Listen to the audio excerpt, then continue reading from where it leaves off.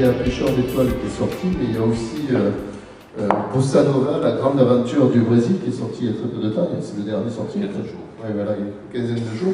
Je n'ai pas eu le temps de le lire encore, donc je ne peux même pas en parler. Donc c'est peut-être toi qui vas nous en parler. Est-ce que c'est une histoire de la Bossa Nova ou ça n'a rien à voir? Alors, en fait, c'est un livre pour lequel j'ai énormément de tendresse parce que je suis arrivé au Brésil par la musique. Et donc, mon premier livre, c'était Brasil Bossa Nova, et c'était une lettre d'amour à cette musique et à ce pays, comme on l'écrit quand on a 20 ans. Vu que c'était il y a 30 ans en arrière, là, les mathématiques ne trichent pas. Et en fait, au bout de 30 ans, on se rend compte qu'on n'écrit pas à 50 ans comme on écrit quand on a 20 ans. Ça, c'est la première des choses.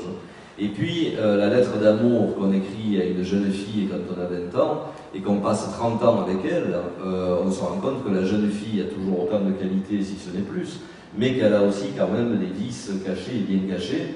Et là, il y a 2-3 petites choses qui commençaient, moi, à m'énerver, et Dieu sait que j'aime la musique brésilienne et que j'aime la bossa nova. Il y a 2 ans, j'avais cette idée de reprendre un petit peu la bossa nova, mais sous un angle différent, je vais y venir, et j'ai retrouvé une boîte à chaussures avec des cassettes que les jeunes ne peuvent pas connaître, des cassettes, vous savez, qu'on les rembobinait avec un stylo parce qu'elles se mettaient toujours en vrille, etc. Et en fait, c'était des cassettes d'interviews que j'avais faites 30 ans auparavant, et de gens absolument merveilleux. Donc les Français, c'était Moustaki, c'était Nougaro, c'était Pierre Barrault, et les Brésiliens, c'était Caetano Veloso, il y a Gilberto Gil, Caetano Veloso, Gil, Maria Bethânia, Nara Leão, enfin.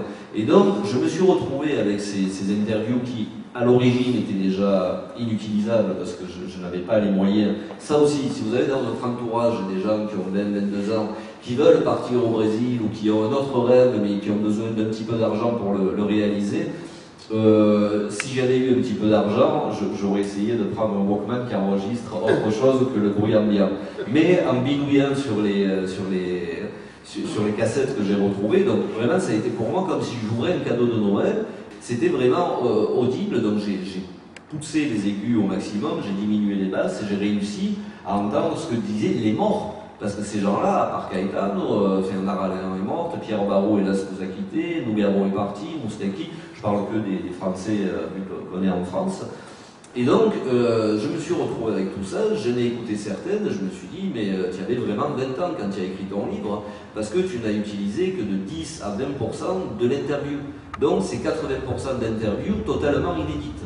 Et donc, je me suis retrouvé avec Baden-Powell, par exemple, qui raconte des choses absolument extraordinaires, des interviews qui ont duré 7 heures d'affilée.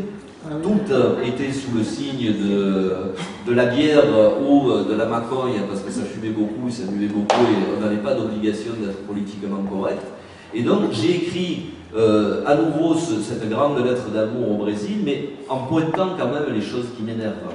Un exemple très bête, Vinicius, qui est l'équivalent en France de Charles Trenet, si vous voulez, qui est une icône absolue, j'ai quand même découvert qu'il avait travaillé comme censeur dans la dictature de Getúlio Vargas, qu'il était d'extrême droite, et que ça n'est qu'en venant en France en 1942, quand il a vu l'état de la France à la guerre, les idées fascistes, nazies, etc., qu'il est reparti au Brésil et il s'est dit là, je vais peut-être changer de casquette et je vais avoir sur la vie et sur les hommes une autre opinion.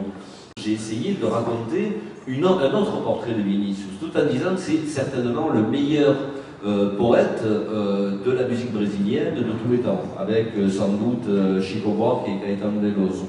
Et puis j'ai eu envie aussi de rendre hommage aux gens, ça c'est mon côté les pêcheurs d'étoiles, c'est les Don Quichotte, c'est-à-dire le train de la bossa nova est parti en 1956, 58, 62, mais des gens ont été laissés sur le quai, j'appelle ces gens-là les cygnes noirs comme l'oiseau.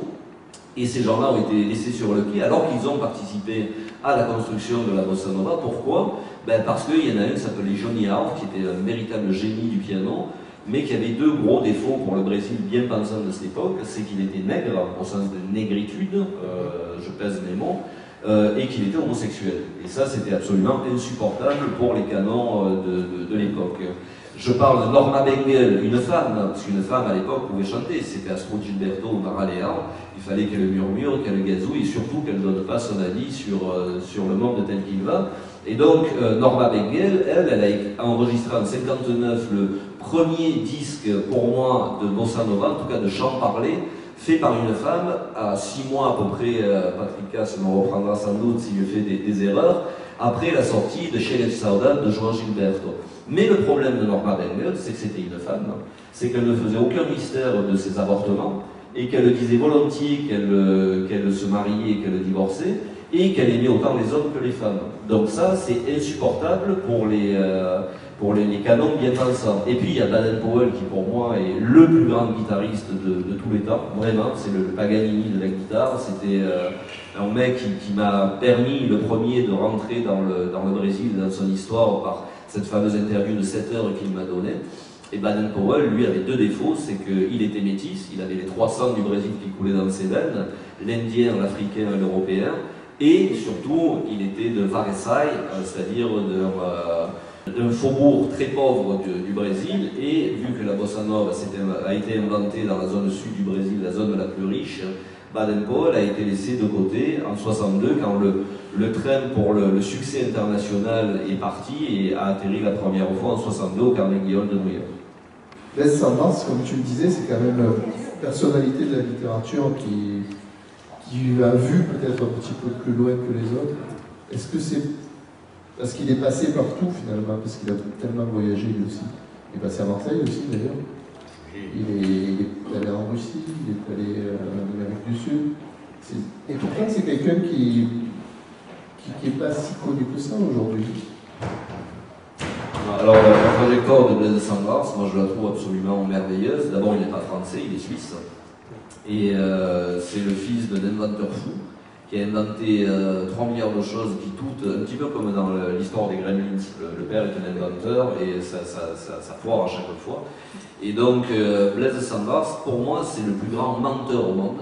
C'est-à-dire que tout ce qu'il raconte, ou une grosse partie de ce qu'il raconte sur le Brésil, c'est du mensonge, mais c'est du mensonge réalisé avec du génie. Et on ne peut que croire, par exemple, quand il raconte que la meilleure façon de chasser le tatou, c'est de lui enfoncer un doigt dans l'anus, ce qu'il a fait. Vous avez essayé? Non, mais c'est voilà. Alors, il resserre tout. Oui, non, j'avais parlé avec Daniel Mondolupu, qui est le grand porte-voix de la cause indienne, de la cause indigène, de la cause amazonienne, et quand je lui ai raconté ça, il était mort de rire, quoi. Ou alors il n'y a que Cendrars qui le chasse comme ça, c'est aussi une possibilité. Mais Blaise Cendrars et Erik Satie, pour moi, ont un point commun qui me les rend éminemment sympathiques, c'est qu'en 1920, comme aujourd'hui, tout ne fonctionnait, tout ne fonctionne donc par coterie, c'est-à-dire qu'il faut faire partie d'une tribu pour parvenir à percer. Et de temps en temps, on a des gens qui échappent à ça. Richard Brotigan, par exemple, ça c'est plus dans ton domaine de prédilection. Chester Hind, sans doute aussi. Ce sont des gens qui refusent de hurler avec les loups. Donc en France, on avait un cénacle qui était très clair. Il y avait à la tête Jean Cocteau et Guillaume Apollinaire, qui sont 2 génies, encore une fois, là n'est pas le problème, mais qui géraient absolument tout. Et ils avaient, comme on a aujourd'hui, je ne citerai pas les noms parce que déjà je suis fâché avec la moitié du milieu littéraire, je vais laisser l'autre tranquille, mais on a certaines têtes d'affiche qui ont leur protégé, et donc on s'adoube, c'est un système comme à Marseille finalement, c'est à peu près la même chose. Les réseaux sont partout. Les réseaux sont partout. Le clientélisme est partout, on accuse Marseille d'être clientélisme dans le monde entier. Dans le milieu littéraire parisien, je te rassure, ça fonctionne comme ça aussi, dans tous les milieux ça fonctionne comme ça aussi, sauf que de temps en temps, on a des étoiles filantes, cette fois, mais filantes de liberté, je dirais, qui refusent de faire là où on leur dit de faire. Et donc Blaise Cendrars, lui, c'est quelqu'un qui n'a jamais eu, comme Jacques Prévert, sur le temps passant, comme Frédéric Dard, parce que j'aime beaucoup de littérature différente, ce sont des gens qui n'ont jamais eu un prix littéraire. Encore un Suisse, ou qui habite en Suisse, je ne sais pas. Et donc, Blaise Cendrars n'a jamais eu de prix littéraire. C'est quelqu'un qui, le maire de Paris, quand il était sur son lit de mort, est venu lui dire que c'était un grand homme. Mais bon, ça, Cendrars, ça ne lui faisait pas grand-chose dans l'état où il était. Et donc ce sont des gens qui ont toujours refusé d'appartenir à une mouvance quelle qu'elle soit. Et Erik Satie, lui, c'est encore pire que Blaise Cendrars. Blaise Cendrars, pour ne pas y appartenir, partait. Souvent, il était en voyage, il quittait Paris parce qu'il étouffait. Erik Satie, lui, c'était quelque chose d'incroyable. Vous vous souvenez, je vous ai parlé de Biki, donc grand choc émotionnel. Il ne fait plus l'amour avec quelque femme que ce soit pendant les 32 années qu'il lui reste à vivre.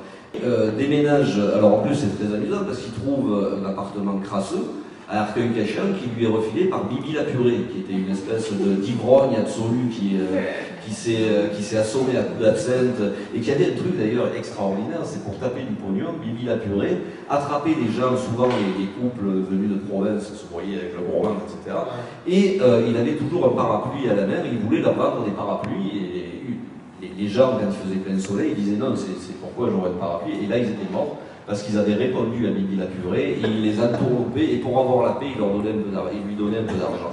Donc Erik Satie, lui, habite l'appartement de Bibi la Purée, on sait qu'il est arrivé là-bas avec un piano qui jouait faux, et donc il s'enferme dans cet appartement, et tous les jours que Dieu a fait, plus ou moins, il a fait l'aller-retour Arcueil-Cachan, Paris-Arcueil-Cachan, à pied, tous les jours. Quelle que soit la température, quel que soit le temps, parce qu'il n'avait pas d'argent pour prendre, alors je ne sais pas si c'était l'omnibus, le tramway ou peu importe. Et quand il allait manger chez la princesse de Polignac, qui était une grande mécène à l'époque, la princesse était très, très heureuse d'accueillir Erik Satie, qui se mettait au piano, qui gagnait son pain quand même, donc il mangeait pour 3 jours. Et au moment de repartir, la princesse de Polignac lui disait « Mon chauffeur va vous accompagner ». Et Satie disait non, je vais rentrer à pied, ça va me faire du bien, ça va me faire digérer. Mais la réalité, c'est qu'il n'avait même pas la petite pièce à glisser au chauffeur pour le remercier d'avoir fait. Voilà ce que j'appelle le gentleman. Voilà, c'est quelqu'un. Et donc des gens comme ça ne sont pas prêts à s'abreuver à toutes les sources et surtout à tous les abreuvoirs. Et donc, ce qui me touche chez ces deux personnages, c'est que ce sont des Don Quichotte. Et ce sont des gens qui, encore une fois, ne sont pas prêts à tout pour arriver. Alors qu'aujourd'hui, je ne parlerai pas d'Emmanuel Macron, voilà, c'est une semaine des élections, des gens qui se trahissent les uns les autres, qui sont prêts à assassiner père et mère, je suis désolé, mais moi ça me choque dans l'espèce d'honnêteté que j'essaye de mettre en tout cas dans ma littérature et dans ma vie. Et Cendrars et Satie, c'était exactement ça, c'était on refuse d'obéir à celui qui crie le plus fort.